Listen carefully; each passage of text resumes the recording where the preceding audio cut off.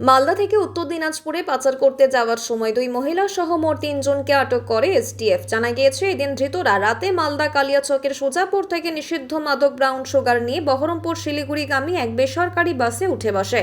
গোপন সূত্রে খবর পেয়ে এসটিএফ বাসটিকে মালদা শহরের রথবাড়ি এলাকায় থামায়। এরপর সেই বাসে তল্লাশি অভিযান চালিয়ে 732 গ্রাম নিষিদ্ধ মাদক ব্রাউন সুগার সহ 3 পাচারকারীকে গ্রেফতার করে। ধৃতরা হলেন সাবিনা খাতুন, বয়স 32, শামিমা বেবি, বয়স 30, জিয়াউল হক, বয়স 40।